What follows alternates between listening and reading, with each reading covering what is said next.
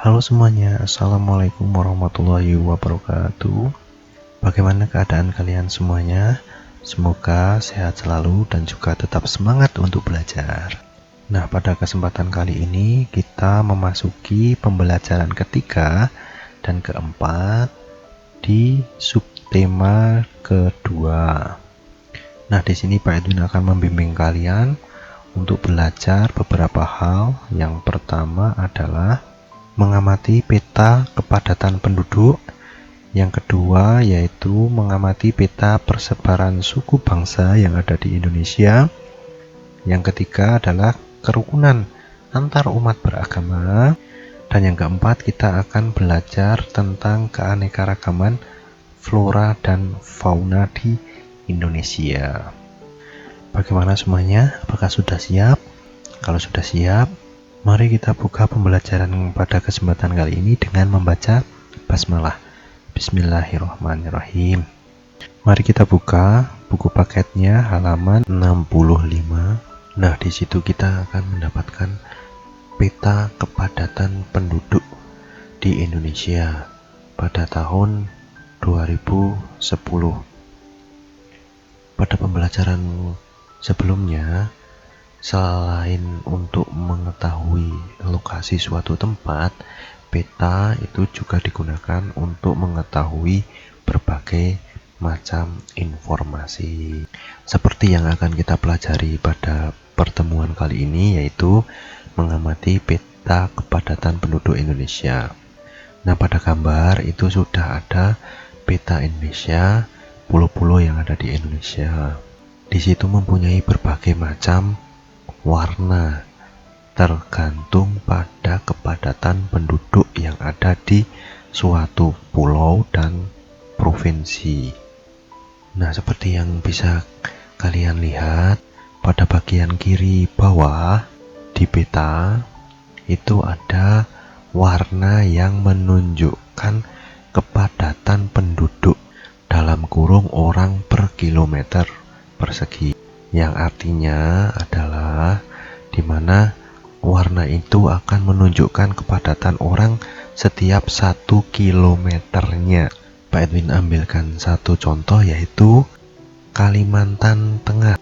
Nah, Provinsi Kalimantan Tengah ini mempunyai warna nomor 2, yaitu di mana ada 10 sampai 49 orang per 1 kilometernya. Jadi kepadatan penduduk yang ada di Kalimantan Tengah ini agak jarang.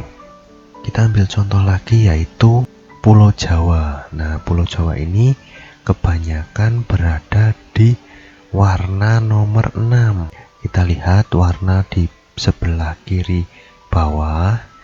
Warna nomor 6 yaitu antara 600 sampai 1299 orang per 1 kilometer, yang dimana artinya jika di suatu tempat ada orang atau kelompok orang, maka di 1 kilometernya itu juga ada sekelompok orang, minimal 600 orang per kelompoknya. Pak Edwin ambilkan contoh, yaitu Parakan. Itu misalkan di dalam area Parakan itu ada 1000 orang. Parakan dengan Bulu itu tidak terlalu jauh.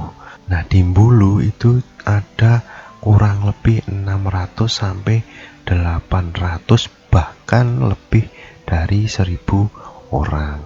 Maka dari itu Pulau Jawa ini salah satu pulau yang terpadat penduduknya berdasarkan peta kepadatan penduduk Indonesia tahun 2010. Nah, ini mungkin kepadatan penduduk di tahun 2019 akan meningkat.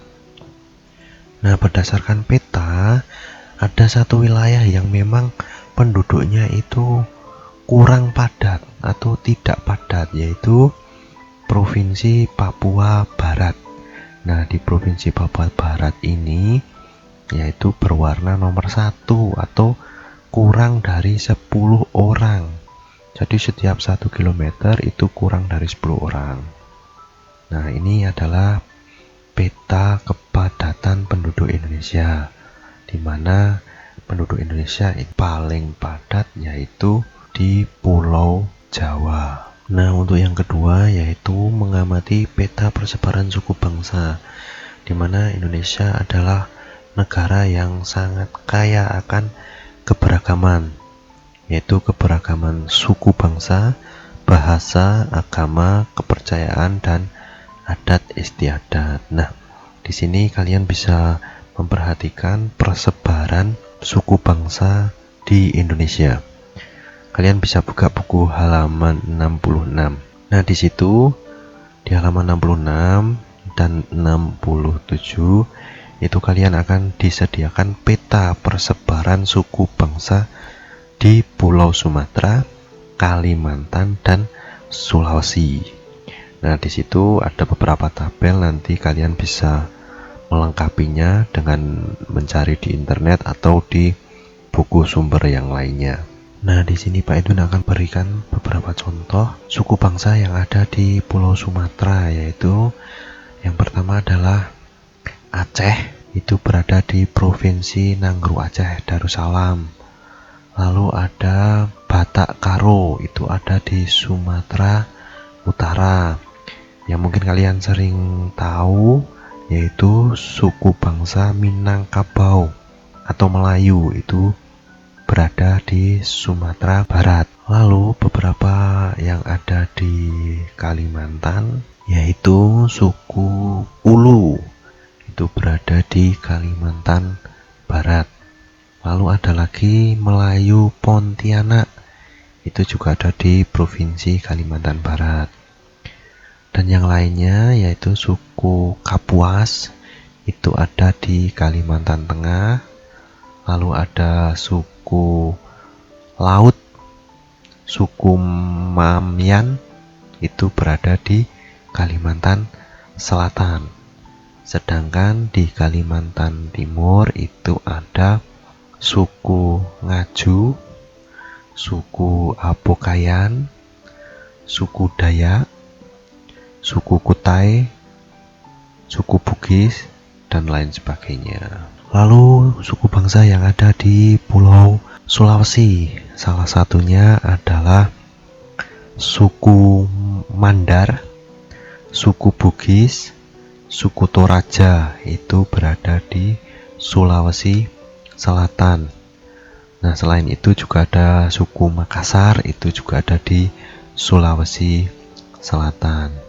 Lalu yang lainnya yaitu suku bangsa Muna, suku bangsa Mapute, itu berada di Sulawesi Tenggara. Lalu ada suku bangsa Mamuju, suku bangsa Mamasa, itu berada di Sulawesi Barat, dan lain sebagainya. Nanti kalian dapat melengkapi tabel-tabel di bawah dengan mencari di internet atau di buku sumber yang lain. Nah, dengan beraneka ragamnya suku bangsa itu menandakan adanya keberagaman yang lain, yaitu salah satunya adalah keberagaman agama atau adat istiadat. Nah, kita akan membahas keberagaman beragama. Kalian bisa buka buku paket kalian halaman 68. Nah, di sini ada kerukunan antar umat beragama. Kerukunan itu apa? Kerukunan itu dapat diartikan sebagai kesepakatan dalam perbedaan yang ada dan menjadikan perbedaan itu sebagai panduan untuk menerima dan saling mengerti. Sehingga nantinya kerukunan itu akan menciptakan sebuah kehidupan yang damai, tertib, tentram, dan sejahtera. Nah, kerukunan hidup umat beragama di Indonesia itu dibolehkan menjadi 3, yang biasa kita sebut trilogi kerukunan beragama, yaitu yang pertama kerukunan intern. Apa itu kerukunan intern? Kerukunan intern adalah kerukunan antara masing-masing umat beragama, yaitu misalkan kerukunan antara orang Islam dengan orang Islam, itu namanya kerukunan intern. Yang kedua yaitu kerukunan di antara umat beragama yang berbeda. Maksudnya adalah kerukunan antara misalkan umat Islam dengan umat Kristiani, umat Islam dengan umat Buddha, umat Kristiani dengan umat Buddha, atau umat Hindu, dan yang lain sebagainya. Yang ketiga yaitu kerukunan antar umat beragama dengan pemerintah. Nah, ini kerukunan yang bagaimana? Yaitu pemerintah Indonesia itu menjalin kerukunan dengan umat beragama yang ada di seluruh Indonesia dengan mendirikan sebuah departemen. Pak Edwin contohkan, kalau misalkan umat Islam itu ada departemen yang disebut MUI atau Majelis Ulama Indonesia. Lalu ada lagi PHBI dan yang lain sebagainya. Itu adalah kerukunan umat beragama dengan pemerintah. Konsep trilogi kerukunan umat beragama itu harus kalian pahami, sehingga nantinya kita akan mendapatkan masyarakat dan kehidupan yang damai, tertib, dan tentram. Nah, bagaimana anak-anak? Sudah paham? Insya Allah sudah paham ya. Nah, kalau sudah paham, mari kita lanjutkan di pembelajaran berikutnya, yaitu pembelajaran mengenai keanekaragaman flora dan fauna di Indonesia. Nah, ini kalian dapat membuka buku paket kalian halaman 75. Nah, di halaman 75 ini kalian akan belajar keanekaragaman flora di Indonesia. Apa itu flora? Flora adalah nama lain dari tumbuhan. Nah, flora ini dipengaruhi oleh iklim dan letak ketinggian suatu tempat serta kesuburan tanah. Nah, jenis-jenis tanaman yang ada di Indonesia ini dibedakan menjadi 4 jenis menurut ketinggiannya. Yang pertama adalah jenis tanaman yang tumbuh baik di ketinggian 700 meter di atas permukaan laut, yaitu padi, jagung, dan berbagai jenis tanaman palawija. Yang kedua yaitu jenis tanaman yang tumbuh baik di ketinggian 700 sampai 1500 meter di atas permukaan laut. Nah, ini adalah daerah di mana datarannya sudah menjadi dataran tinggi. Tanaman yang cocok yaitu teh, kopi, kina atau pohon kina, dan sayur-sayuran. Nah, ini adalah salah satu daerah tempat tinggal kita. Yang ketiga adalah jenis tanaman yang tumbuh baik di ketinggian 1500 sampai 2500 meter di atas permukaan laut. Nah, ini adalah daerah di mana sudah mulai berada di lereng gunung ya, yaitu pohon cemara dan pohon mahoni. Nah, ini pohon-pohon yang hidupnya baik atau lebih baik tumbuh di daerah-daerah yang tinggi. Yang keempat adalah jenis tanaman yang tumbuh di atas ketinggian 2500 meter di atas permukaan laut. Nah, ini adalah tempat di mana bisa dibilang puncak gunung. Nah, di puncak gunung ini atau dengan daerah ketinggian 2500 meter ini, tanaman yang tumbuh di sana biasanya adalah semak-semak dan lumut. Nah, itu adalah beberapa jenis tanaman berdasarkan tempat ketinggian. Nah, sekarang adalah beberapa jenis flora atau tanaman atau tumbuhan berdasarkan jenisnya. Yang pertama adalah hutan bakau atau hutan mangrove. Ya, ini biasanya berada atau tumbuh di daerah pantai yang landai. Nah, ini adalah tempat di mana berbagai jenis ikan dan udang hidup.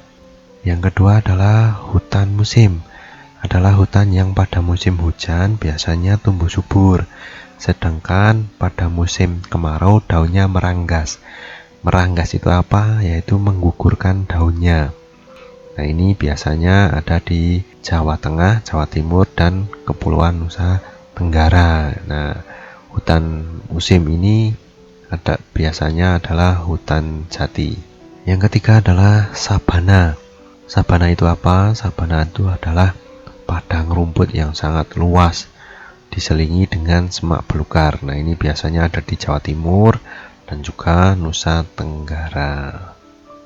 Lalu yang keempat yaitu hutan hujan tropis atau hutan yang terdapat di daerah tropis dan memiliki curah hujan yang sangat tinggi. Nah, ini biasanya ada di Pulau Kalimantan, Pulau Sumatera, Sulawesi, dan Papua. Ciri-cirinya adalah hutannya itu sangat lebat dengan pohon yang sangat tinggi. Yang kelima yaitu hutan rawa. Nah, hutan rawa ini biasanya hutan-hutan yang dimana tengah-tengah hutan itu mengalir sungai yang panjang. Nah, ini hutan rawa ini biasanya ada di pantai Kalimantan Barat, pantai Kalimantan Tengah. Nah, jenis yang ada di hutan rawa ini biasanya berupa beluntas, pandan, dan ketapang. Lalu yang ketiga yaitu persebaran flora atau tumbuhan dikelompokkan menjadi 3 wilayah. Yaitu yang pertama wilayah Indonesia bagian barat. Nah, ini memiliki iklim tropis sehingga ciri-ciri hutan hujan tropis adalah berdaun lebat, ketinggian pohon rata-rata 60 meter, serta banyak terdapat pohon memanjat dan epifit. Yang kedua yaitu wilayah Indonesia bagian tengah. Nah, ciri-ciri hutan di wilayah Indonesia bagian tengah yaitu memiliki hutan musim dengan ciri ketinggian pohon lebih rendah dari hutan hujan tropis. Saat musim kemarau, pohon menggugurkan daunnya, dan musim penghujan, pohon-pohon mulai bertunas atau mulai tumbuh daun baru. Yang ketiga yaitu wilayah Indonesia bagian timur. Nah, hutan di wilayah Indonesia bagian timur ini memiliki ciri-ciri hutan sabana dengan ciri padang rumput yang luas serta terdapat semak-semak belukar dan hanya terdapat beberapa pohon dengan ketinggian yang rendah. Nah, ini adalah beberapa pembagian flora di Indonesia. Yang pertama yaitu flora menurut tempat ketinggiannya. Yang kedua, flora atau tumbuhan menurut jenisnya. Yang ketiga yaitu flora menurut wilayahnya atau pembagian wilayahnya. Nah, untuk yang kedua ini kita akan belajar mengenai keanekaragaman fauna di Indonesia. Fauna itu apa? Fauna itu adalah nama lain dari hewan. Jadi hewan-hewan di Indonesia ini sangat beraneka ragam. Menurut ilmuwan Inggris Alfred Russel Wallace, persebaran fauna di Indonesia ini dibagi menjadi 3 kelompok, yaitu fauna tipe asiatis atau tipe yang menyerupai Asia. Yang kedua yaitu tipe peralihan, dan yang ketiga yaitu tipe australis atau menyerupai hewan-hewan yang di benua Australia. Nah, bagaimana ciri-ciri dari beberapa tipe itu? Yang pertama yaitu fauna tipe asiatis. Nah, fauna tipe asiatis ini berada di wilayah bagian barat Indonesia, yang dimana fauna di wilayah benua Asia pada umumnya. Contoh hewannya yaitu gajah, badak Jawa, badak Sumatera, banteng, beruang, dan lain sebagainya. Yang kedua yaitu fauna tipe peralihan. Nah, ini berada di bagian tengah wilayah Indonesia, meliputi Sulawesi, Nusa Tenggara Barat, Nusa Tenggara Timur, Maluku Tengah, Maluku Tenggara. Contoh hewannya yaitu anoa, babi rusa, komodo, kerbau liar, kuda liar, burung nuri, dan burung maleo. Dan yang ketiga yaitu tipe australis. Nah, tipe australis ini berada di sebelah timur wilayah Indonesia, yaitu meliputi Maluku Utara dan Papua. Nah, fauna di tipe australis ini seperti yang Pak Edwin tadi sampaikan, mirip dengan fauna di benua Australia. Contohnya yaitu kuskus, rusa, kanguru, cendrawasih, burung kakatua, dan ikan penyang. Nah, itu adalah beberapa materi kita tentang keberaneka-ragaman flora dan fauna di Indonesia. Bagaimana anak-anak? Sudah paham? Insya Allah paham ya. Nah, untuk kali ini Pak Edwin memberikan beberapa pertanyaan. Nanti kalian bisa menjawab pertanyaan itu di lembar kerja yang sudah kalian dapatkan. Pertanyaan yang pertama adalah sebutkan masing-masing 3 suku bangsa yang ada di Pulau Sumatera, Kalimantan, dan Sulawesi. Yang kedua yaitu tuliskan trilogi kerukunan umat beragama. Yang ketiga yaitu sebutkan flora di Indonesia berdasarkan jenisnya. Dan yang keempat yaitu sebutkan 3 kelompok keanekaragaman fauna di Indonesia menurut ilmuwan Inggris Alfred Russel Wallace, dan sebutkan 2 contoh hewannya. Itu saja. Semangat buat kalian. Selamat belajar. Pak Edwin akhiri. Wassalamualaikum warahmatullahi wabarakatuh.